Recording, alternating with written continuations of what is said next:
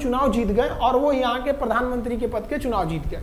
अब यहाँ की आर्मी ने क्या किया, उनको शपथ ही नहीं दिला रहे थे। इसलिए 70 के चुनाव जीतने के बाद शेख मुजीबुर रहमान जब देखे कि ऐसा है तो उन्होंने अपना भाषण दिया 7 मार्च को और कहा कि अब हम इस पूर्वी पाकिस्तान को एक अलग देश बनाएंगे जिसका नाम रहेगा बांग्लादेश।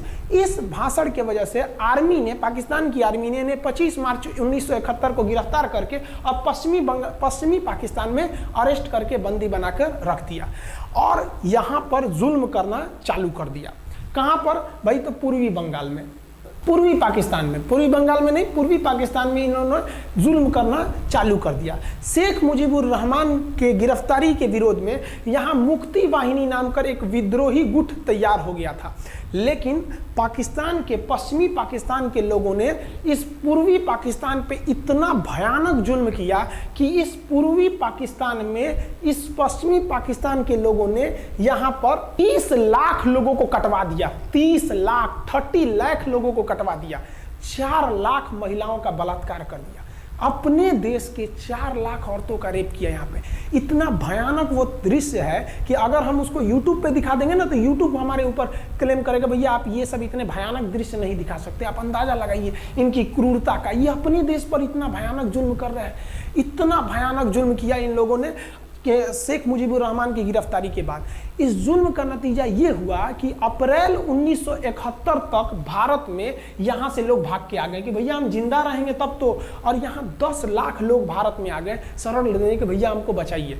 तो इंदिरा गांधी जानती थी कि जब तक यहाँ शांति नहीं होगा तब तक ये लोग वापस नहीं जा सकते थे, और शांति का एक ही था कि यहाँ पे घुस के इनको मारा जाए ताकि ये पश्चिमी पाकिस्तान वाले लोग यहाँ पर सुधर सके। तो इंदिरा गांधी ने इसके लिए बात की जनरल फील्ड मार्शल मानेकशॉ से। उन्होंने सेना प्रमुख मानेकशॉ से कहा, सैम मानेकशॉ से, कि आप अभी युद्ध कीजिए, हम आदेश देते हैं आप अभी युद्ध कीजिए बांग्लादेश पे, हम अपने पड़ोसियों को इस तरह मरते नहीं छोड़ेंगे, आप इस पे हमला कीजिए। उस समय ये पूर्वी पाकिस्तान था। मानेकशॉ ने कहा कि ना, हम हमला नहीं करेंगे। कही अरे क्यों? कहा कि आप महीना देख रही हैं, अप्रैल का महीना है। अप्रैल के महीने का मतलब बरसात का दिन सर पे है, और बरसात के समय पूरब का हाल क्या होता है, एकदम भयानक बाढ़ आ जाती है। और उन्होंने एग्जाम्पल भी दिया कि सिकंदर की फौज भी हाथी लेके आई थी और कीचड़ में फंस गई थी कि अगर यहाँ हम लड़ जाते हैं तो यहाँ बरसात रहेगा, हम यहाँ उलझ जाएंगे, ये एरिया सूखा रहेगा, चाइना का ऊपर से एरिया सूखा रहेगा, ये हमला कर देंगे, हमको 3 ओर से लड़ाई लड़ना पड़ेगा। मानेकशॉ ने इंदिरा गांधी से कहा कि आप 2-3 काम कर लीजिए। कब तक के लिए? कि नवंबर तक हम लोग युद्ध नहीं करेंगे, लेकिन अप्रैल से नवंबर के बीच में हम अपने सैनिकों को इस एरिया में लड़ने के लिए ट्रेनिंग दे सकते हैं। मुक्ति वाहिनी, उसको हम ट्रेनिंग दे सकते हैं। और इसी में 1971 में हमारी जो थी भारत और रूस की एक समझौता पर हस्ताक्षर हो गया। अब हम लोगों ने पाकिस्तान को एक बारूद के ढेर पर बैठा दिया था। इंतजार था तो इस बात का कि उस बारूद में एक चिंगारी की और पाकिस्तान तबाह हो जाता। इत्तेफाक देखिए, उस बारूद के ढेर पर खुद चिंगारी जलाई पाकिस्तान ने। कैसे? तो समझिए कैसे। हम लोग का था कि इधर हम लोग ऑफेंसिव हो जाएंगे, मतलब इधर भयानक हमलावर हो जाएंगे, और इधर हम लोग डिफेंसिव रहेंगे, मतलब इधर कम हमला करेंगे, ताकि हम लोग का मेन मकसद पाकिस्तान से युद्ध नहीं था।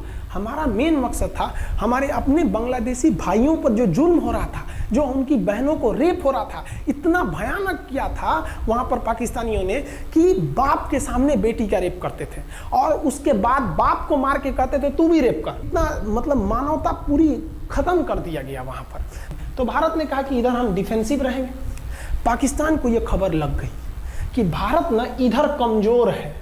अरे भैया, इधर हम कमज़ोर थोड़ी हैं, इधर कम सैनिक रखे हैं और इधर हम भयानक रखे हैं, तो इसका मतलब ये थोड़ी है कि हम कमज़ोर हो जाएंगे।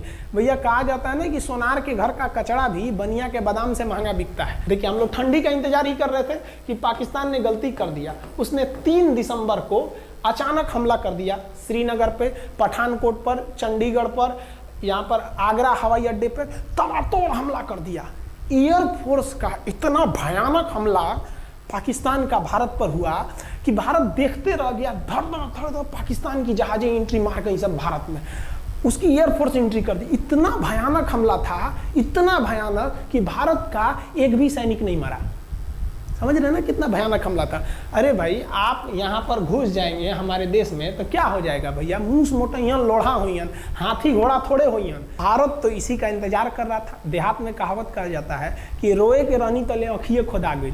भैया हम प्लाने कर रहे थे कि हमला करने के लिए कि आप हमारे पे हमला करिए दीजिए। अब विश्व का भी दबाव नहीं आएगा हमारे ऊपर कि भैया हमला तो आपने किया है, अब हम लोग छोड़ेंगे नहीं। भारत एकदम दृढ़ निश्चय कर लिया। इसी बीच पाकिस्तान को एक खतरनाक खबर लग गई। क्या थी खबर भाई? तो देखिए, पाकिस्तान को खबर लगी कि भारत की ज़्यादातर फौज इस पूर्वी पाकिस्तान की ओर डिप्लॉयड है और यहाँ राजस्थान के जैसलमेर जिला में एक जगह है लोंगेवाला। उस लोंगेवाला में केवल और केवल 120 फौजी हैं। और अगर पाकिस्तान ने सोचा कि 120 फौजियों को हम रातों रात मार देते हैं तो उस समय एयरफोर्स रात में लड़ाई नहीं कर सकती थी, इसलिए इन्होंने लोंगेवाला में एंट्री मार दी। पूरी भयानक टैंक लेकर, फौज लेकर, इन्फेंट्री लेकर, और उसको वो लोग लोंगेवाला में घुसने के लिए चल दिए। और लोंगेवाला में भारत के पास केवल 120 सिपाही थे, केवल 120, और उन पर वो हजारों की संख्या में टूट पड़े। लेकिन घबराना नहीं चाहिए, क्योंकि चींटियां तादाद में कितनी भी क्यों ना हो जाएं, गन्ना घसीट के नहीं ले जा सकती हैं। लोंगेवाला में जो ड्यूटी थी उस समय कुलदीप सिंह चांदपुरी जी का। कुलदीप सिंह चांदपुरी सरदार हैं, आप देखे होंगे बॉर्डर मूवी में इनका रोल सनी देओल ने किया है। अब ये कुलदीप सिंह, ये भैया पंजाबी सिख, अब ये लोग 1.25 लाख से नीचे कुछ सोचते ही नहीं है। चिड़िया नू में बाज लड़ावा, गिदड़ नू में शेर बनावा, और 1.25 लाख नू एक लड़ावा, तब गोविंद सिंह नाम रखावा। खबर आया कि आपसे जो लड़ने आ रहे हैं ना पाकिस्तान की ओर से, वो ब्रिगेडियर तारिक मीर आ रहा है। उसके पास टैंक है, 2800 फौज है, बहुत ही तेज रफ्तार से आ रहा है। आपके पास केवल 120 जवान है कुलदीप सिंह, आप पीछे हट जाइए, आप पीछे हट जाइए, क्योंकि आपको हम ना, आप बहादुर हैं इसमें नो डाउट, लेकिन आप कैसे लड़िएगा उतनी भयानक फौज के पास यहाँ। उन्होंने कहा खालसा सिख नहीं हट सकते, हम दिखा देंगे कि हम 120 भी उन पर क्या पड़ेंगे, भारी पड़ेंगे। इनके पास ना ही टैंक को उड़ाने के लिए कोई संसाधन थे, टैंक को मारने के लिए एक जीप पर लगा हुआ छोटा सा तोप था, और इनके पास 3 ठो माइंस लगे थे। माइंस समझते हैं आप लोग? टैंक जो होता है ना बम, उसको उड़ाने के लिए माइंस लगाए जाते हैं। तो देखिए ध्यान से, ये है माइंस, ये माइंस होते हैं। इस पर अगर टैंक चढ़ता है ना तो टैंक ब्लास्ट कर जाता है। तब इन्होंने दिमाग लगाया। इन्होंने क्या किया, जो खाली रेगिस्तान था ना उसमें ना आगे की ओर 3 ठो ओरिजिनल माइंस को लगा दिया, और जो खाना खाने वाला टिफिन होता है ना 4 खंदे वाला, इसे, उस टिफिन को इन लोगों ने रातों रात ना बिछा दिया ऐसे लाइन से। देखिए लाइन से पाकिस्तान की टैंक आई तो शुरुआत में तो भैया ओरिजिनल माइंस था, धड़ाम से लगा, पाकिस्तान की टैंक उड़ गई। पाकिस्तान का एक टैंक उड़ा, फिर दूसरा उड़ा, तीसरा उड़ा, पाकिस्तानी एकदम डर गए सब। ब्रिगेडियर तारिक मीर कहें कि भैया यहाँ तो माइंस लगा के रखा है इन लोगों ने, एक काम करो इंजीनियरों को बुलाओ, पूरा माइंस निकालो। अब ब्रिगेडियर जो हमारे मेजर कुलदीप सिंह थे, ये जानते थे कि बाबू अगर हम तुमको रात भर रोक दिए ना तो सुबह हमारी एयरफोर्स आएगी, तुमको जिंदा नहीं छोड़ेगी।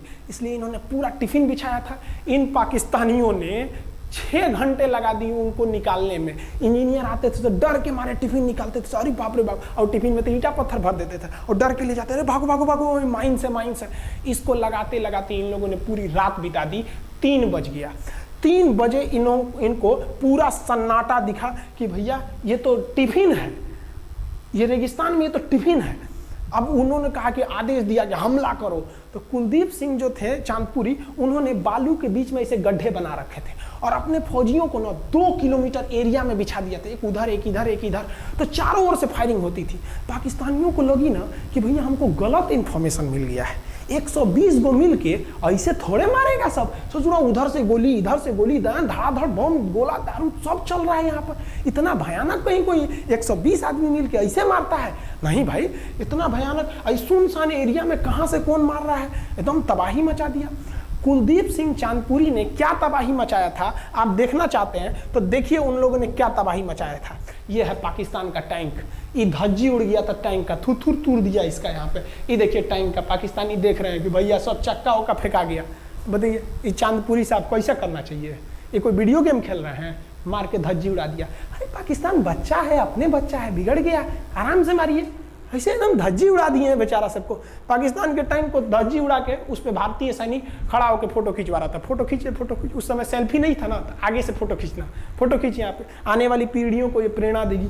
बताइए, इतना सुंदर गाड़ी लेके आया था पाकिस्तान मारने के लिए, हाँ बेचारा ऐसे मारा जाता है, हाँ। अरे ब्रिगेड मेजर साहब, आप भी बच्चा है, बच्चा को थोड़ा आराम से मारिए। देखिए इसका थोबड़ा बिगाड़ दिया गाड़ी का, ओहो, ऐसे नहीं मारना चाहिए। लेकिन क्या कीजिएगा, बच्चा बिगड़ जाता है तो धोना ही पड़ता है। ये हाल कर दिया रात भर में। सोचिए, रात में इतना बुरा मारा, दिन में दिखता तो कुछ डाल रहा, पूरा एकदम भयानक तबाही मचा दिया मेजर कुलदीप सिंह चांदपुरी ने। इनके आगे कौन खड़े थे? ब्रिगेडियर पाकिस्तान के ब्रिगेडियर साहब को कहने लगी भैया ये तो बहुत बुरा मार रहा है सब। तब तक हो गया सुबह, और सुबह के वक्त हमारे जो हंटर जहाज थे, उस समय जो जहाजें थी वो हंटर जहाज थी। ये हंटर जहाजें रात में नहीं उड़ सकती थी, लेकिन दिन में उड़ सकती थी। रात भर तक कुलदीप सिंह चांदपुरी ने ऐसा कूचा पाकिस्तानियों को, इतना कूच दिया कि भोर हुआ तो बाकी का कसर पूरा कर दिया हमारे हंटर विमानों ने। ये हंटर विमान जब आए सब, तो इतना भयानक तबाही मचाए सब पाकिस्तान के जहाजों का कि आप हुलिया देखेंगे ना, पाकिस्तान के टैंक का ऐसे पड़ गया। ये सब टैंक पूरा तबाह हो गया, सब पूरी तरह ध्वस्त हो गया इतनी भयानक युद्ध में। 3 तारीख को पाकिस्तान ने हमले की शुरुआत की, और ये 4 तारीख का शकल देखिए पाकिस्तान का। इतना भयानक धज्जी उड़ा दिया पाकिस्तान का जिसका कोई हद नहीं।